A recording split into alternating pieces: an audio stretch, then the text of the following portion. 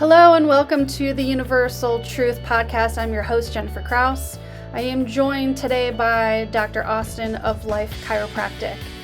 Today we discuss becoming clear and connected through the universal intelligence that exists within all of us and the way that that is expressed through chiropractic care. I am joined by Dr. Austin, who owns Life Chiropractic here in Missoula, Montana. Thank you for joining me. Thank you for reaching out. You had contacted me through Instagram. Yes. Excited about the stuff that we've been talking about. Opening doors, I guess, so to say. So I want to first ask you how people can find you. We'll start with that. Look within themselves and I will emerge. But in a real sense, Life Chiropractic, we're in South Missoula. On the interwebs, it's at Missoula Chiro. Our website's easy, it's lifechiromt.com. And but yeah, Life Chiropractic. I think we're the only Life Chiropractic in town. So okay, that's a good way to do it. If you're here, in the universe on Instagram, I'm at the chiropractor is me. And then the office is Missoula Chiro. And any questions, any information, I love sharing education. So yeah, awesome. Ask away. Thank you. While you were saying that, the first thing that popped into my head is, do you do adjustments over the internet? That is a great question. I have done adjustments over the internet, remote healing of sorts, and it was less prevalent before these last few years. And then over these last few years where people have created safe spaces for themselves and they have their comfort zones, we try to work within that, have done remote either via Zoom or even over the phone. Yeah. And if we're going to call it an adjustment, maybe by the technical definition of chiropractic, it's not an adjustment, which is a manual procedure. That being said, a lot of the work I do does directly impact the psychosomatic, emotional, neurological components of the body. And as long as we can hold awareness and consciousness and bring attention to those, we can shift that energy level, especially neurologically, even if it is remote. Yeah, cool. Well, I'm glad I asked the question. Yeah, of course. Because I think that a lot of people limit themselves by that, thinking that you have to have a hands-on work in order to be effective. No, you're absolutely right. And in the, like I said, the technical traditional definition, sure, if there's something going on, you need to see a person, be there, have something happen directly to you, and that's how healing occurs. With the upbringing I've had through chiropractic, we analyze health from a physical, chemical, and emotional standpoint. And sure, the physical can be direct physical contact, but there can still be a physical connection even if it's remote. Obviously, the chemical and emotional can be addressed remotely as well. So the healing can occur on various planes, whether you're directly in contact. There's times where I have what's called travel cards, and it's for each patient because internets go out and power goes out. We have paper cards, and I have a stack of patients I haven't seen in a little while, a few months, whatever it is. And I'll do the breathing meditation I was telling you about the other day, but basically we'll just clear my system, go hollow vessel, tapping into the universal energy, and literally just put my hands over it and sort of love on those cards and meditate on those cards. And inevitably, a handful, a dozen of them will call in going, I felt compelled, I felt drawn to call you. I need to, even just to connect or to come in or whatever it is. And there's a universal fabric that unites all matter. We're woven into it.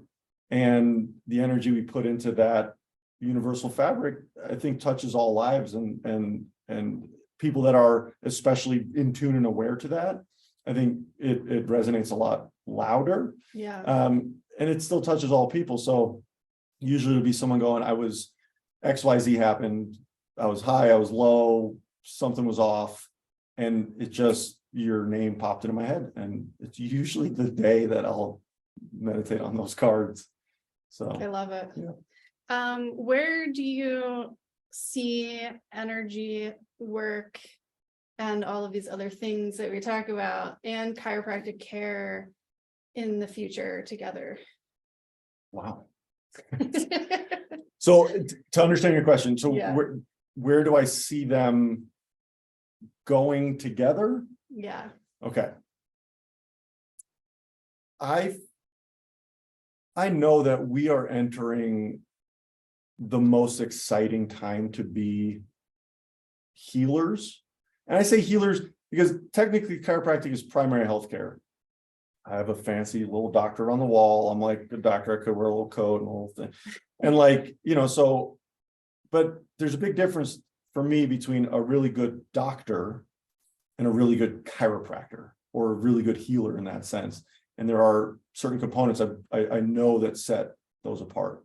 Why?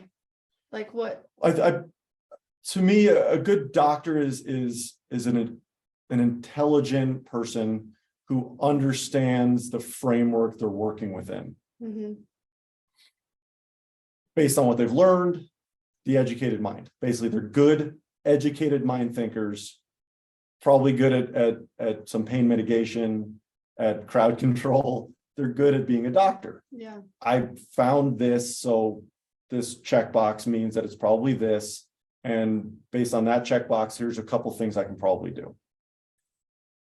A very good chiropractor is a great doctor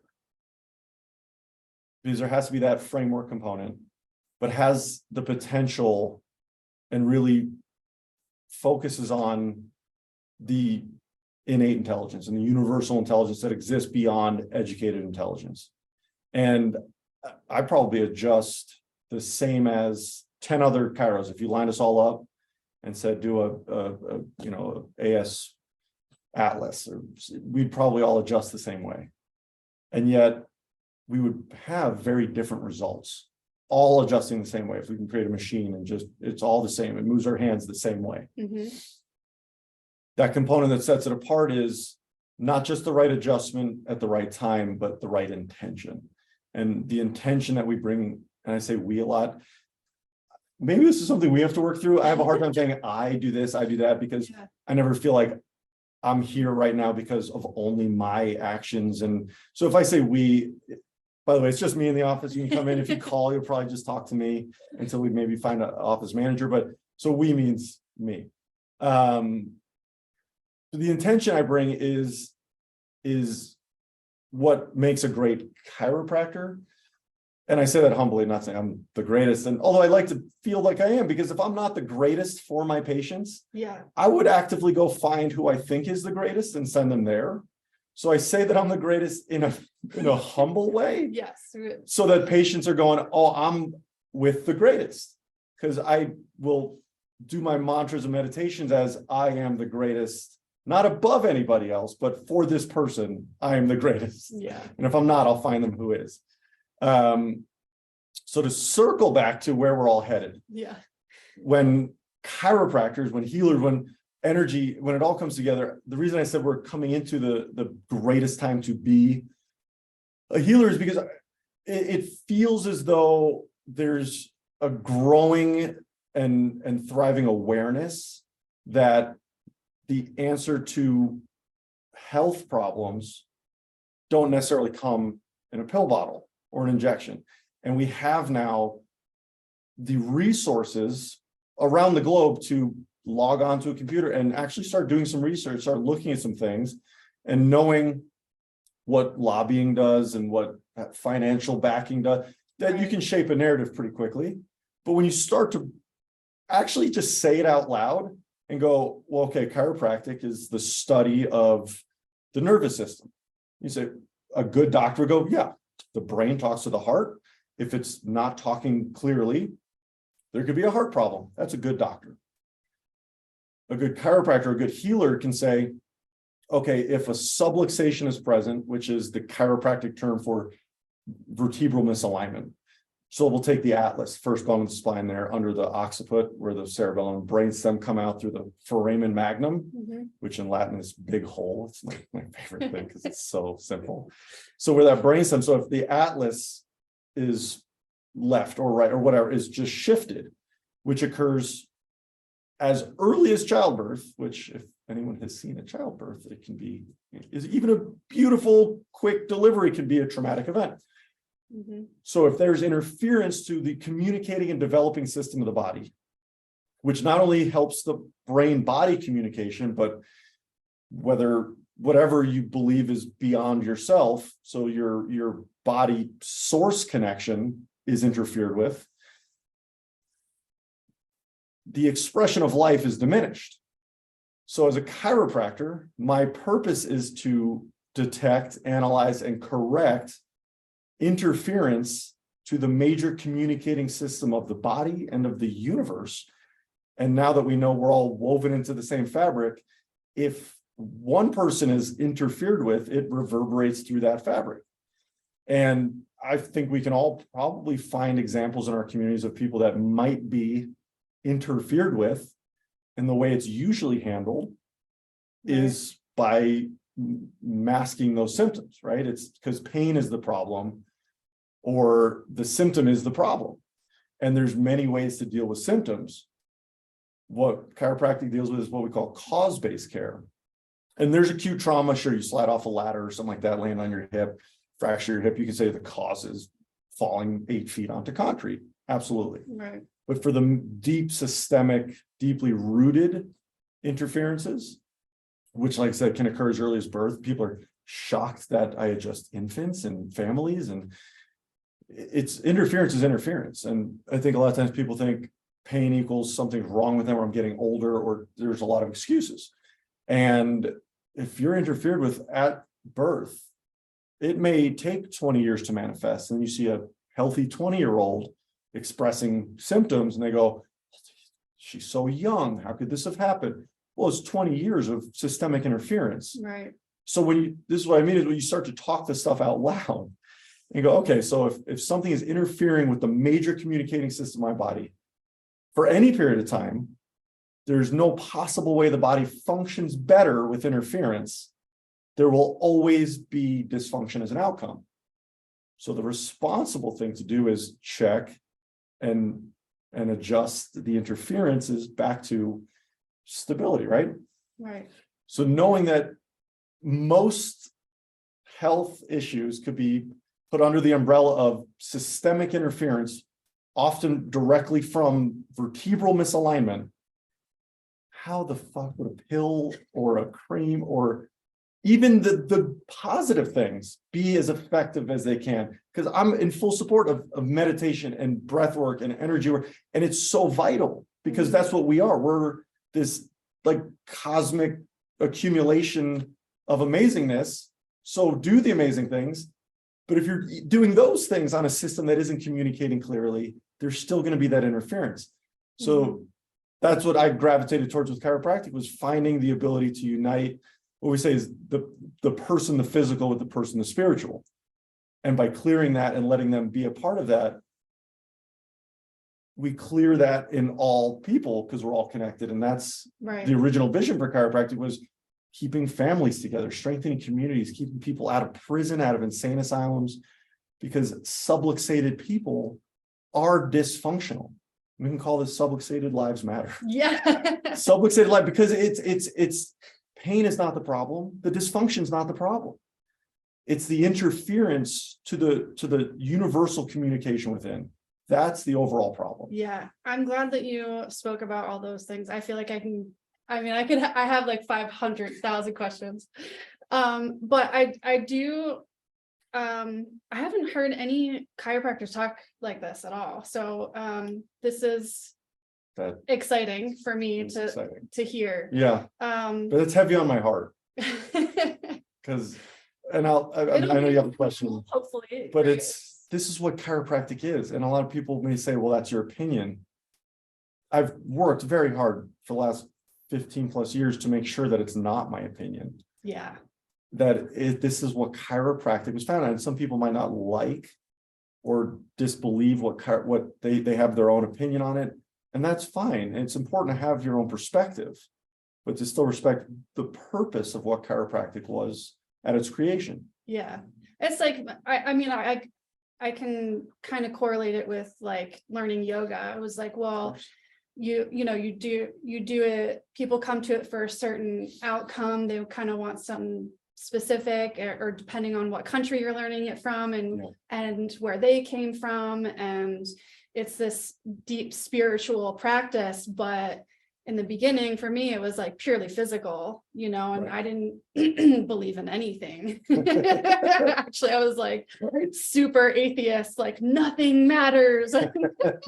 Right. I just want to move my body. Yeah. There's no cosmic intelligence. This is all a bunch of BS. Of course, proven otherwise eventually, but yeah, that's the beautiful thing. You don't even have, there doesn't have to be a belief. You could still say, I don't believe in universal intelligence. It doesn't flicker the radar of universal intelligence at all if you go, I don't believe it. Just like chiropractic, I don't believe in chiropractic. You don't believe that a clear connected system functions better than a disconnected system. Right. It's universal law.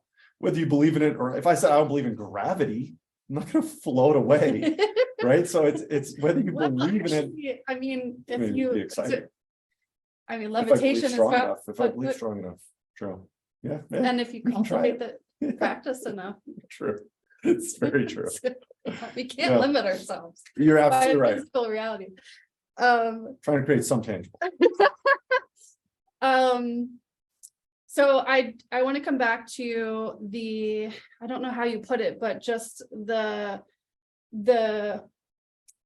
the universe, our spiritual selves, like being up here, right? And then the physical kind of body being the rest of us. Right. In Kabbalah, they teach that, where it's like the spiritual self up here, and then like the physical representation also, like the universe up here, and then this physical reality that we have. So can you tell me like a little bit more about your like spiritualness? Of course. Yeah. And you brought up something very interesting in the Kabbalah, and I'll have to get you the exact lineage, but I believe it's either in Sanskrit. It's an ancient language where basically the first bone, the name they had given for it, but from healers and doctors, like translates to the mouth of God. And so if you look at the atlas, which is a very unique bone of the body, because every other vertebrae, and I will touch on the spiritual aspect, but this is what I love about what I do, is that I can get very scientific technical, because I'm kind of a research technical science nerd and a huge spiritual being. And this can unite that. And so it's just, every day is exciting. I love it. Yeah. So, the atlas, I'm all like thinking about the spine.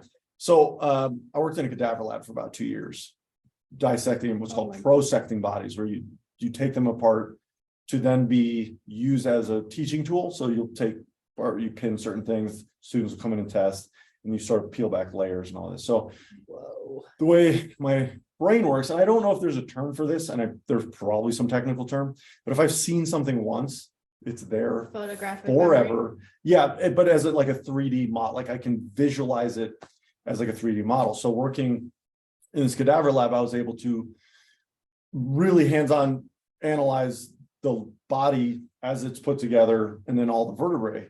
And vertebrae all have these articulating pillars, right? These projections above and below. And they all actually come out roughly at different angles. Like cervical will be roughly the same angle, thoracic's roughly same angle, lumbar's roughly same angle. There is some differences. So what's interesting is chiropractors that maybe someone's been to a chiropractor. I went once, it actually really hurt, or I did.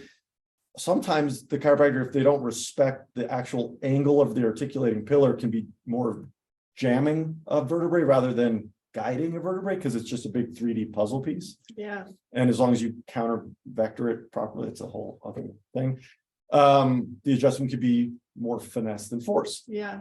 The atlas, though, doesn't have these articulating pillars. It has these little kind of condyles, right? where the skull will fit into them, and it allows for more dynamic range of motion. But it also has one of the largest opening canals, and that's where the brainstem, spinal cord, everything travels through. Yeah. So the concept of mouth of God was, and there's a very famous chiropractor healer who has passed away, but his name's Dr. James or Jim Sigafus. And if you look him up, he looks like a Fraggle Rock hair. He's like one of the funniest looking dude, and I love him with all my heart.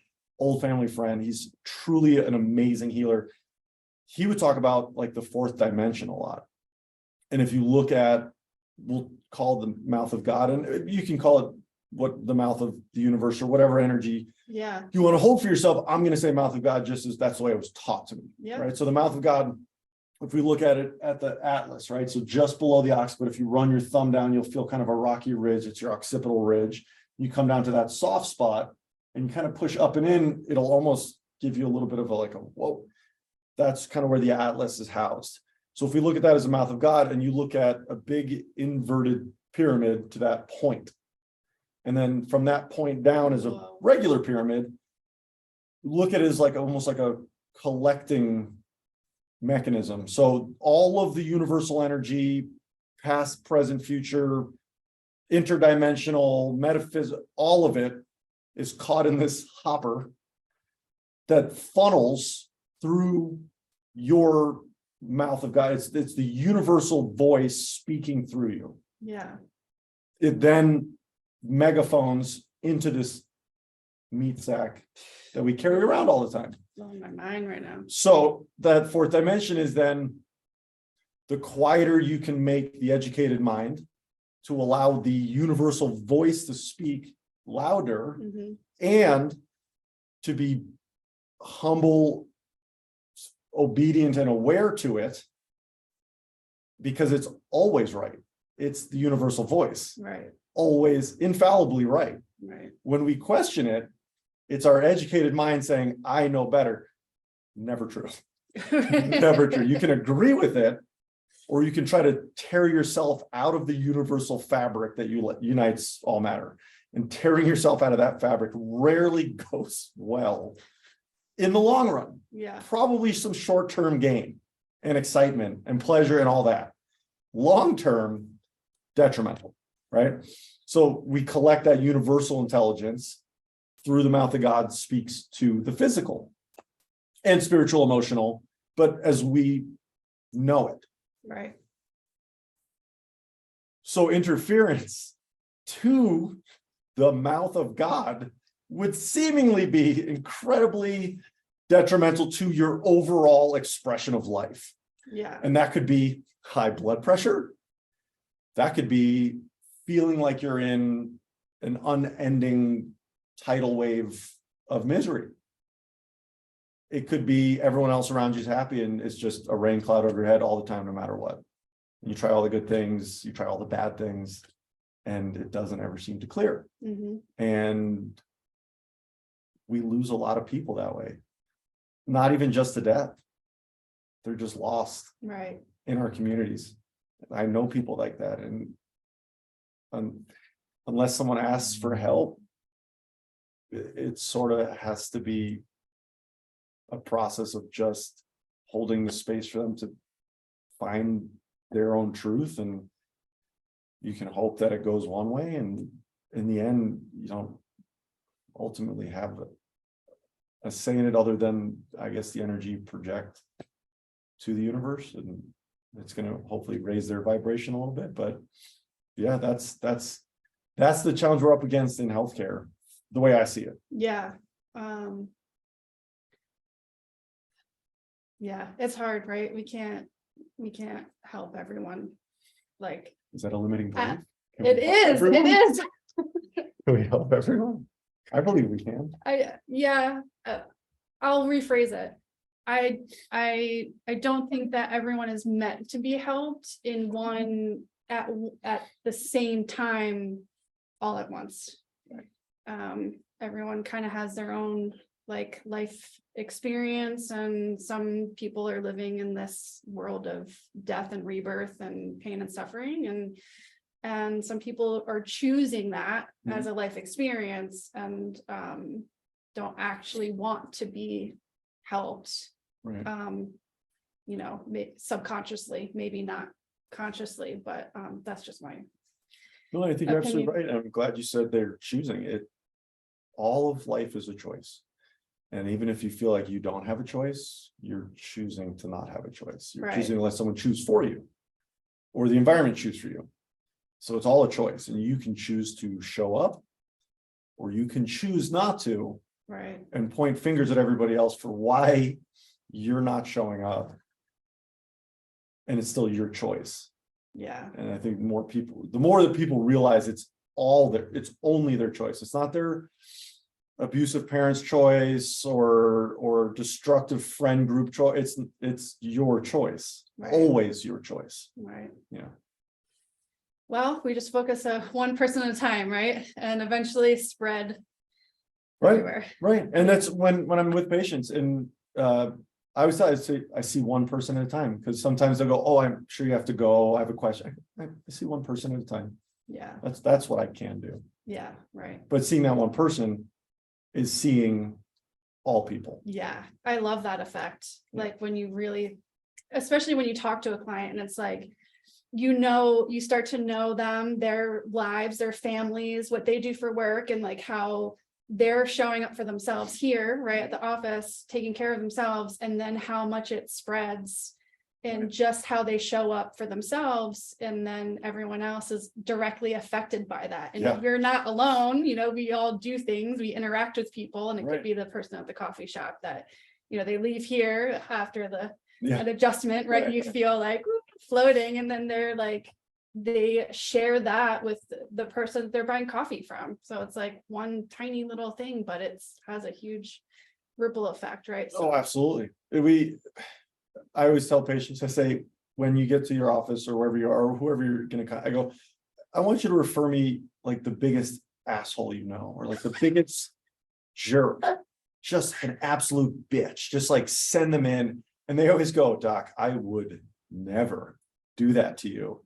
But my best friend, you're going to love her. I go, no doubt. I'll love your best friend. yeah.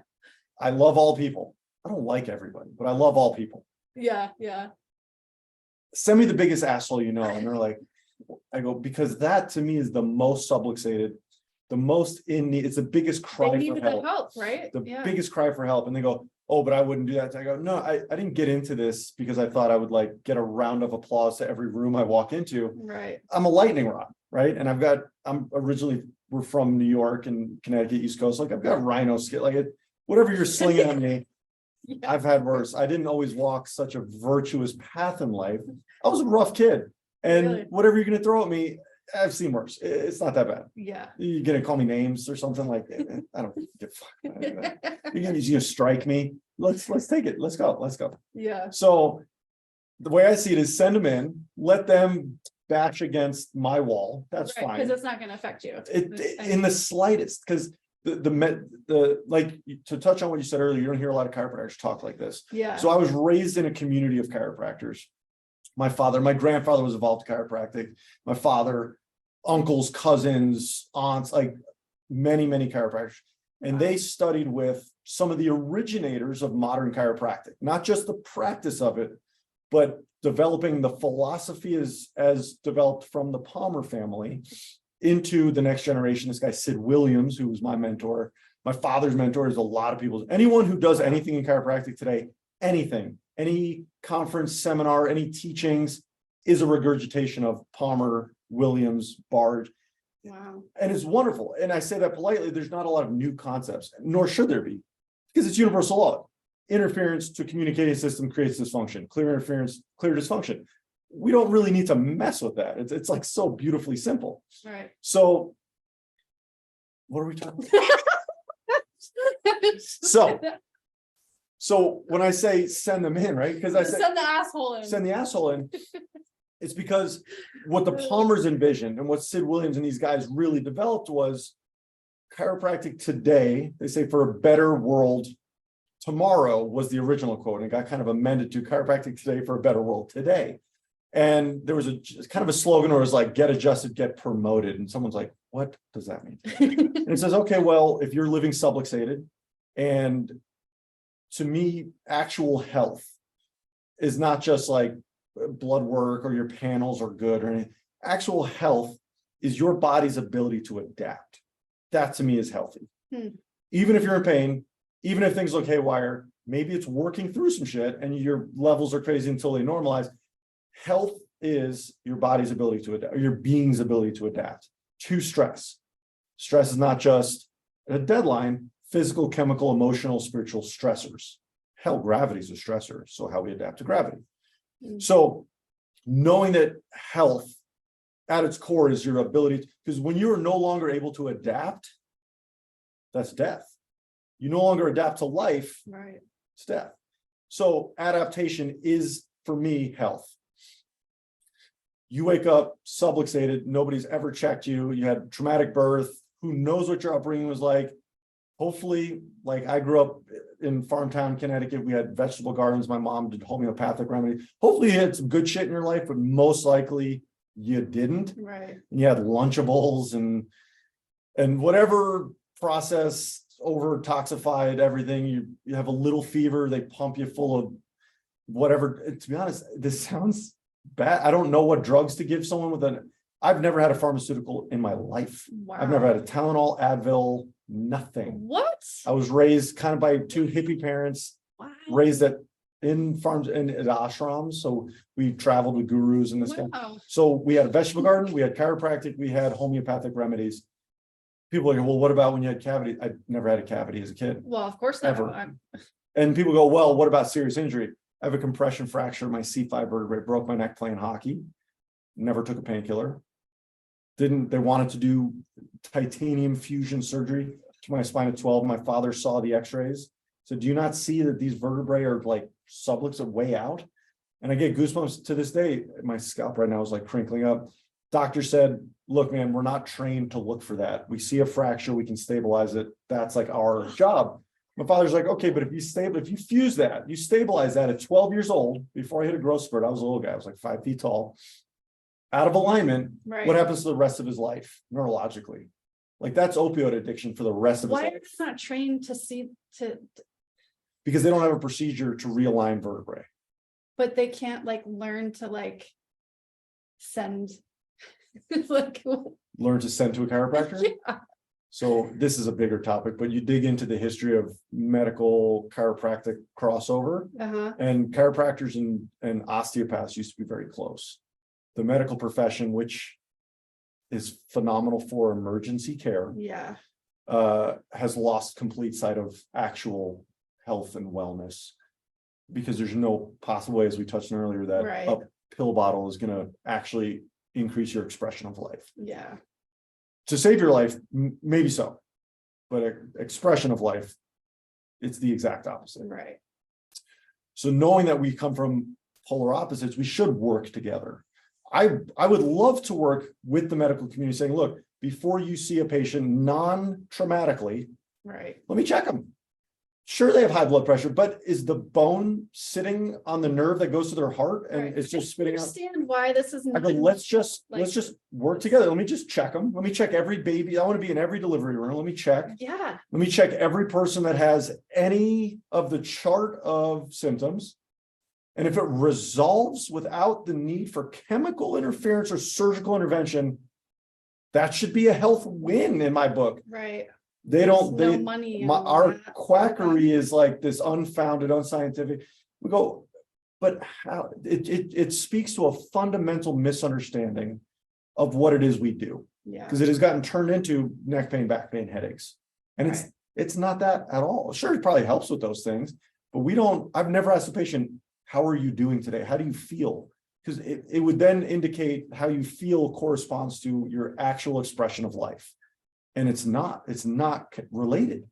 It's good to feel good, and it Yeah. sucks to feel bad, but it's deceiving. I know people who feel great that are a day away from major shutdown, and people who feel awful that are doing systemically better than ever, Yeah. because growth is uncomfortable and healing is uncomfortable. Right. So we That's can't a just really good link point. it to, how do you feel today? I feel bad. Oh, that's a problem. And they go, oh, fuck, feeling bad is a problem. Yeah. It's not. Right. Or I feel great totally today. agree with Great. And they go, good. Okay, I only need to feel good. Anything bad, I need to immediately remove that from my life. That's not it either. You need to be uncomfortable to grow. Right. Right. That's So a great that is a great point. So the reason I want people to send in the biggest asshole they know, because you wake up subluxated with a diminished expression of life. And the way that that expresses itself is not always internal. Someone goes to work and is tough to be around, or is not a team player, doesn't cooperate, is impatient, right? Oh, I need to explain this again. Oh, here we go with this. Right. That person is not moving up the corporate ladder easily. That's that get adjusted, get promoted, right? So we clear the interference. All of a sudden, they want to collaborate. They're patient. They're loving. They're peaceful. They're engaged. They're interested. You remove that veil between them and the world. All of a sudden, they go, that guy's really putting in his dues. We got to move him up. Right. So but that's just one example. The other side of it is there's a lot of ways to express the hurt that exists within. And most people are not, I don't want to say too weak, not mature enough to look themselves in the mirror and take the beating that they need to take personally to get through what they need to get through. So they put it on other people. Right. And sometimes that's physical. Sometimes it's emotional. Sometimes it's sexual. They do deviant things to others because they are not at the point yet maturity wise to face it themselves. Right. And I've had to do a lot of that work to face my own stuff so I could be a clear healer, because I know that the intent I bring to the adjustment is transferred into that patient. And I'll have moments where, thankfully these days, my negative thoughts are like, did I not unload the dishwasher like my wife asked? And I'll take my hands off that patient and I'll walk around the table. Yeah. Because I'm not putting any negative emotion or anything into that patient.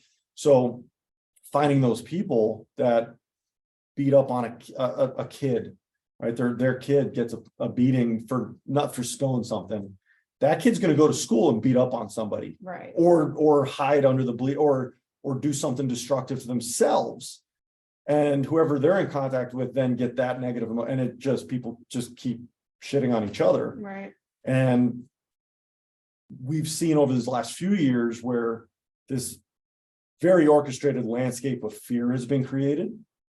And I'm in full support of believe what you need to believe to make it through the day. I don't want people I do want people to question everything. But, but what I'm saying is I'm never gonna be like, you think, like, I'm not gonna get down on someone because they want to do something a certain way that they feel is actually helping themselves.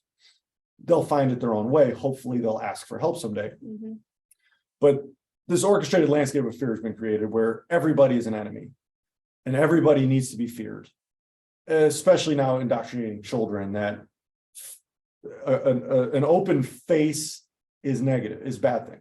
We know so much of child's development, cognition, learning comes from facial expression and the expression of love and emotion and nonverbal cues. And to remove that is, and I've said this to patients forever, the real fallout from these last few years is not going to be the direct impact of whatever's going on. Right. It's the generational fallout of we're producing some pretty fucked up kids. Right. And it's not there. It's what the really unfortunate part is, they don't have a say in it. A lot of these kids are being born into this and they're 2, 3, 4, 5 years where they go, actually, hey, I have an idea I'd like to discuss with you. They just go, parent, this is the way it is. And kids are like, yeah. Oh yeah, okay, whatever. Like, they don't have a say, and that's the really unfortunate part. So knowing that with this environment where we're now creating the mechanism that everybody has the potential to be harmful to you at any time, just by existing, what that imparts in the body's ability to adapt is detrimental, because it triggers that sympathetic fight or flight system. I'm sure your viewers know. You have parasympathetic, sympathetic, right? Parasympathetic, relaxed state, digestion, sleep, normal heart rate, no adrenaline, like it's very calming. Sympathetic is your stress state. So the cortisol release and all the adrenaline and cortisol is degenerative to something like the hippocampus. So basically it helps erode the center of the brain that is linked to memory. Because what's trying to happen, living in a stress state, is your body's going, I don't like this at all. and you're not doing anything to get me out of it. So I'm just going to erase the memories. I'm just going to erode the center of the brain that's going to remember this. That's horrifying. I didn't know that, but it makes a lot of sense, right? Why there's like Alzheimer's and mental illness like that as you age, right? Because Right.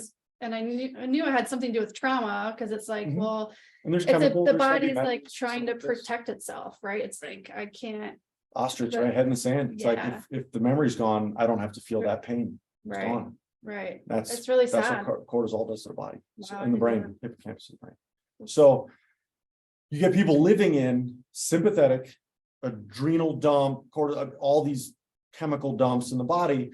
You live going, who am I going to have to fight or run from all day long? Now it's designed for emergencies, because it is important to have that capacity. But to live in that space, that is, it creates a toxic environment, right? It creates an acidic environment in the body. Yeah. And we know that cancers grow in acidic environments. Right. They don't grow in alkaline. Relaxed state, balanced pH level, alkaline level. And there's tons of studies on alkaline waters and all these things. Yeah. But alkalizing the body, incredibly regenerative, destroys cancer cells, right? Yeah. Incredible, because it's simple. But to live in an acidic environment, internally and to me, externally, our last few years was an acidic environment. There's no growth, there's no healing. Right. There's only survival in sympathetic. Is what can I do to survive? Not get stronger, better, fat, like heal. It's just get me through this day until it, I can find my little cave, make a little fire, sit there with my spear. And that's it, because we're primitive. It's primitive thought. So do you have anything else to add before I turn it around? I want Look, to just send me your assholes and Send it. bitches and jerks, and send me the people that aggravate you the most, yeah. because it's the biggest But cry do you for help. think that they're going to be proactive in doing that? No, I just say send them to me, because again, unless they're asking for help, it's not going to Yeah, change. right. Unless we start having not just like What if you have drug-based. day? Yeah, I like it. I like it. Like I think someone would have to face the fact that they're an asshole. We're East that's a Coasters, good we do that point. very well. Yeah. We know. Yeah, We know. we do. West Coasters, Midwesterners, Northern Rockiers. I don't know if they appreciate it the same way. It's just sort of like, well, that's the way it is. I'm just gonna That's a keep good moving. point. Yeah. But yeah, but maybe you don't have to phrase it that way. Just go, oh my God, find something. Because Yeah. also try to meet every patient with where they're at. Right. For me to have someone come in and go, Doc, I've got migraines twice a week for the last 15 years. And I go down the road of like, we're drawing cosmic energy through our inverted pyramid. Yeah. They're going to be like, holy shit, man, can you just like. Well, that I want to ask. And I want to get to that with everybody. Yeah. But I meet people where they're at, and I don't, it's an open door policy here. We take in, and so Sid Williams, my mentor, created this thing called the Dynamic Essential. And it's this conference, essentially. It's a couple times a year. It still goes on. And it's about business practices, about science practices of chiropractic, about the art of chiropractic, but it's about the philosophy of how to be the best version of yourself in a healing capacity, but really in life. And that in turn makes you a better chiropractor. And part of the tenets of this, and a lot of what he taught us, was accept all cases, regardless of condition or financial capability. All people deserve the greatest expression of life. And it's also give, love, and serve out of your own abundance with no consideration of what comes in return. That being said, Yeah. you have to have a strong business. I own a business. We have a strong business sense of how to do things, Right. because there are energy leeches in life and people that just want to take advantage. And don't get me wrong, I'll bend over back. I give away more care than I probably charge for, because I have never turned someone away that truly asks for help. If someone goes, someone made me come in, I can't afford it, I don't want to do this. It's hard for me to be like, let me give you everything. Yeah. But if they're like, look, I have nothing, I need this, I know something's wrong, I can't keep going to these doctors they've got me on 4 antidepressants and a tranquilizer. I've got kids. I've got, like, I can't do this. Yeah. We can say, well, I'm sorry if you can't afford this, like, best of luck to you. Hope you don't get hit by a bus or something. Like, so we accept all patients, regardless of condition or capability, right? And so with that open door policy, we always want to meet people where they're at because it's what's real for them. And if you immediately bulldog them into going, no, I'm sorry, your symptoms don't matter. What you're saying doesn't matter. Let me explain why. You think they're going to be like, oh, great. Tell me why the last 15 years of my life was miserable for reasons I thought I understood, but now I don't. Day one, minute one, that's a pretty tough ask. Right. So we'll say migraines, it's one of my specialties. Let's lay down, let's go through this. And then through the education process, they start to go, oh, so it's not just because of X, but it could be Y, Z, and all the other ones. And we say, yeah, of course. So it just, we welcome all people in whatever condition, at whatever education level they have on what's going on. And then ideally they're open to a greater understanding, because there's some offices that, you know, are symptom based. I can help you with your headache for sure. And it's unfortunate because the patient thinks they're getting a win, because chiropractic is great for headache. It'll take a headache and melt it away. That's awesome. Certain kinds of headaches. Yeah. And the doctor's going, or chiropractor's going, great, I helped this person get rid of a headache. That's a win. But it also sort of glosses over or ignores like the true fundamental aspects of what we do, and addressing the really multifactorial dimensions of expression of life. And it might express as a headache because, like, or shoulder pain. I use the example, nobody's like died from shoulder pain. So if a patient comes in going, it's my shoulder, and I'm like, yeah, your shoulder doesn't matter. They're like, what they're really saying is, I'm going to show you a shoulder symptom. Right. Because it's not scary, because nobody's died of that. And we're all afraid of what we know to be death. And I'm so afraid of that just look at my shoulder and please God, let him check everything else and dig into my life and clear it all out. Right. But it's just like you hear it clicks. It clicks. And if I only address their shoulder, I'm doing them a disservice. Right. Even if their shoulder gets back to 100%, I'm doing them a disservice as a chiropractor. And that's part of that good doctor, good chiropractor, because a good doctor will fix that shoulder. Good chiropractor goes, what happened when you were a kid that's causing me, when I touch your shoulder, for your whole body to curl up on your left side, which is your feminine side? Did your mom leave you when you were 5? I'm not going to ask them that, but I want them to go, oh, fuck, I do have something from when I was a kid. I'm a feminine. That's energy. what I'm here for. But this is what I mean. This is the way we look at it. But I keep some of that to me. Oh, no, this is what I'm saying. I thought I'm here for, because we adjusted earlier. Oh, yeah. Things came up. No, yes, this is what you're here for. And this is why I only focus on chiropractic. I have my own energy work I do through chiropractic, but true energy work. Yeah, I felt that. I bring to people that are energetic healers and this is, you need to have what I call my team of 100%ers. That's what you do 100%. This is what I do 100%. Right. And then people get the full experience. Because Right. if I was like 30, they probably get a decent adjustment, maybe some decent energy work, but it's not like a really solid process in my mind. And that's why I don't do nutritional counseling. I'd say, eat anti-inflammatory foods. Like I say, go to a restaurant, and if you like what the people look like around you, eat there. If you don't like what they look like, don't eat there. Like it's a hard reality. It is true. But some of these bright, shiny sign restaurants, you go in there and go, I don't want to express life like this. Yeah. I do want to, I'm trying to think of Take it anywhere you want. Take it anywhere. First of all, the thing I was going to start with, I haven't even said, but I would like to go into some other stuff, but yes.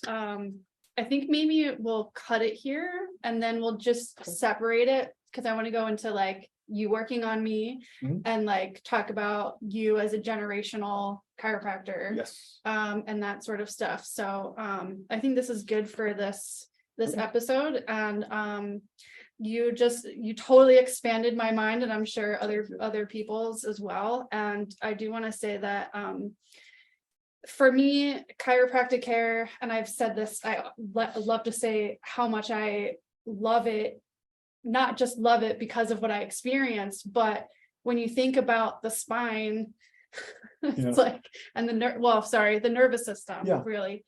The nervous system, to me, the most important thing for us to do is go to chiropractor to work on our nervous system so that we can have a happy, adaptable life experience, right? Where everything's like expressing and working, all the lines are connected. So then when we have trauma, we can work through it instantly instead of holding on to it and then figuring it out when it becomes a dysfunction. No, that's exactly right. And it's to boil it down in its simplest form Yeah. is when you think about the intelligence that exists within your system. And I want to stress this because I know that our whole health landscape will change if people gravitate towards this concept, that the intelligence that exists within all of us. I truly believe it's been a strong effort to convince people that this is not intelligent. There's no intelligence in their system, and it's all outside in healthcare. What we can add or subtract from your system to make you better. The intelligence behind a sperm meeting an egg and then dividing to the point that we're now here talking is beyond staggering. I almost choose not to even understand it. It's more freeing to just go, holy shit. It happened, so I know it happened. I don't even want to know every part of it. Like, I love some of the mystery and just going, what the hell? Sperm meets an egg and divides, and to prove there's intelligence, because you say, well, maybe there's so many sperm, one's going to hit an egg, right? Blind dog finds a bone once in a while. Okay, fine. Maybe it was completely accidental, haphazard, no intelligence behind that, even though we know that there's like direct signs. But let's just say it's haphazard. Your cells start dividing. If there was no intelligence, wouldn't we just be this giant glumpy blob of the same cell? At some point, it switches and goes, boo, heart cells, boo, boo, liver cells, right? I mean, the intelligence so what baffles me is somehow in utero, this universal intelligence that took the same cell and has now divided into trillions of different and unique functioning cells that replicate. And then you're born and somehow you're completely helpless. Like, thank God you're in a hospital with real professionals that are really smart, because otherwise that baby would spontaneously combust and immediately die. And I'm not making light of some very traumatic shit that goes on at birth. Yeah. And some very, very important interventions. For sure. I'm talking about the other side of it. Yeah. The 99% of babies that are born, and thank God it was at a professional facility. I delivered my child with a midwife. We did delayed cord clamping because all that healthy juice gets sucked right in there. And that's why my kid, who's 4, looks like a 6-year-old and is writing his own songs and plays guitar. And he eats, I hunt and fish a lot, so he eats organ meats and food that only my hands have touched. Yeah. And has never been polluted in any way, much like myself. And people can say, well, you're a threat to society, you need it. I go, I'm willing to put my health record and charts and blood up against just about anybody who's gone the other route. Right. And we'll see who comes out as like, would you rather be this or this? So sort of like humble brag. I'm proud of it though, because I'm proud of the upbringing. I'm proud of not taking this shit and listening to what everyone else does. And we're raising our kid the same way. So the intelligence I know we want to wrap this up. So the intelligence behind just the cellular division, and not exact replication, but actual division. At some point, it becomes a heart cell, and that heart starts beating. Yeah. The intelligence that exists within us, that we've been convinced doesn't exist without direct medical intervention, is a fallacy. And meaning the intervention is a fallacy. That if people would start to gravitate towards, I got it all going on. I got the whole universe communicating through me. And like you said, this is why I'm in chiropractic, And I believe chiropractic is in me. And it's not just, well, I run a business that's a chiropractic office, so I want people coming in. I'm a chiropractor because I know without a shadow of a doubt that if that universal intelligence, if that intelligence exists within all people, right, and it gets interfered with, and all we need to do is check to see if we can clear that interference with manual, or some people use little activators, with an adjustment, and let them get back on with their life. they have the power to heal What the fuck? themselves. It's, for me, it's the absolute pinnacle of the mountain. It's the top of the mountain, Yeah, because it's with two hands to forever positively impact the trajectory of someone's life right, by a subtle adjustment, saving them from who knows what in the medical world, in their professional life, personal life, social life, internal environment, with just a little adjustment, the impact, just a little, just a little adjustment, yes, a specific, gentle, loving adjustment. right, I mean, everybody, all people, man, woman, child, hell, I got friends that are animal chiropractors. If you have a nervous system right, and you've never checked, the most responsible thing you can do is check it, and regularly, because we know feel is deceiving. Check it regularly. Just it's for you and for your community. right. Bottom line. Yeah. Do you have anything to like go away with? Oh, that was it. You want more? Simple. One sentence. For I would say one sentence for people to walk away with, for them to start to maybe understand that they have the power within themselves. Yeah. No pressure. I didn't see this on the list of questions you sent me last night. I'm just kidding. There was no questions. I think How about, what is a first step if people are afraid? Yeah. Because I do hear that a lot. I'm sure you guys probably do too, right? That people either are afraid because they've had a bad adjustment by someone, or they've heard of something, or they just don't think that it's for them. Like, what is something that they could do to kind of maybe be more open? That's a beautiful question. I'm going to use that to get the brain cranks turning. And we'll end with here's the big takeaway. Okay. If you're out there, while you're out there, for those who have those holdups, the deepest component of that is life is meant to be lived. Life is a beautiful, complex, dynamic thing, and it's super scary at times, and it's uncomfortable at times. And ignoring the discomfort and the fear only casts more darkness. It doesn't help shine a light on the potential within that we all have to fully express life properly and clearly, because you deserve it, and because the people with you and around you deserve the best version of you. So I'm too scared to go, and I say this as an East Coaster, you got to toughen the fuck up.